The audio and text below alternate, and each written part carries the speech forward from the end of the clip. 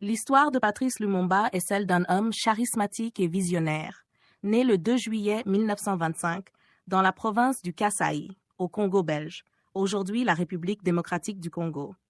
Son parcours incarne la lutte pour l'indépendance du Congo face au joug colonial belge et les aspirations d'unité nationale dans un pays fragmenté par les intérêts étrangers et les divisions internes. Origine et jeunesse. Lumumba est né dans une famille modeste, d'ethnie Tetela. Très tôt, il s'intéresse à la lecture et se forge une solide éducation, malgré l'accès limité aux écoles pour les Congolais sous le régime colonial. Après avoir travaillé comme employé des postes et dans des petits emplois administratifs, Lumumba s'imprègne des idées nationalistes et anticolonialistes, influencées par les luttes pour l'indépendance qui se déroulaient ailleurs en Afrique et dans le monde. L'ascension politique. Dans les années 1950, Lumumba devient un militant politique actif. Il rejoint l'Association des Évolués, une organisation qui regroupait des Congolais instruits. Il se distingue par ses discours enflammés et sa volonté de construire un Congo uni et indépendant. En 1958, il fonde le Mouvement national congolais, MNC, un parti politique qui prône l'indépendance immédiate et la fin du régime colonial. Son charisme et ses idées progressistes lui attirent un soutien populaire massif, notamment parmi les jeunes et les classes laborieuses. Le 30 juin 1960, à la suite d'une série de pressions populaires et internationales, la Belgique accorde l'indépendance au Congo. Patrice Lumumba devient le premier ministre de la République démocratique du Congo, tandis que Joseph Kasavubu est élu président. Le discours du 30 juin 1960. Le moment clé de la vie de Lumumba est sans doute son discours le jour de l'indépendance du Congo. Face au roi Baudouin, qui dans son discours d'ouverture vantait les bienfaits de la colonisation belge, Lumumba prononce une allocution historique. Il refuse de minimiser la souffrance infligée par la colonisation et rappelle au peuple congolais que l'indépendance ne leur a pas été offerte par la Belgique, mais gagnée par une lutte acharnée. Ce discours, empli de fierté et de dignité, choque l'establishment colonial et la Belgique, tout en galvanisant les nationalistes africains. Les tensions post-indépendance. Très vite, le jeune État congolais est plongé dans le chaos.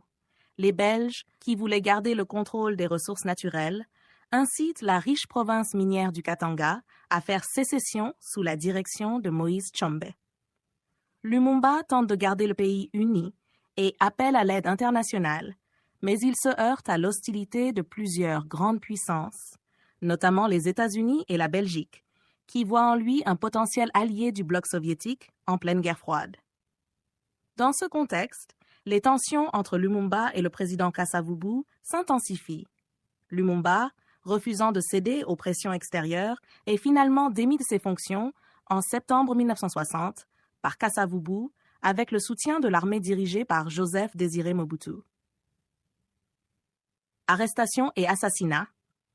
Lumumba est arrêté en décembre 1960 après une fuite malheureuse vers le nord-est du pays où il espérait rallier des soutiens pour reprendre le pouvoir. Il est transféré au Katanga sous le contrôle des sécessionnistes pro-belges. Le 17 janvier 1971, Patrice Lumumba est brutalement assassiné avec la complicité des autorités belges et d'autres puissances occidentales. Son corps est dissous dans de l'acide pour effacer toute trace, marquant un épisode sombre de l'histoire coloniale et néocoloniale. Héritage et impact. Bien que Lumumba ait été tué à 35 ans, son influence sur la politique africaine et mondiale demeure immense. Son rêve d'un Congo uni, indépendant et libéré de l'ingérence étrangère continue de résonner chez de nombreux nationalistes et leaders du tiers-monde. Ses discours, notamment celui du 30 juin 1960, sont aujourd'hui enseignés comme des textes clés de la décolonisation. Le personnage de Lumumba symbolise la lutte contre l'oppression coloniale, le sacrifice pour la souveraineté nationale et le combat pour une Afrique unie et libérée des influences extérieures. Son assassinat est souvent considéré comme un tournant tragique dans l'histoire de l'Afrique postcoloniale, marquant le début de décennies de dictature sous Mobutu et l'ingérence étrangère continue dans les affaires intérieures du Congo. L'histoire de Patrice Lumumba inspire toujours des générations à travers l'Afrique et au-delà, comme un homme qui, jusqu'au bout, n'a jamais renoncé à son rêve de justice et de liberté pour son peuple.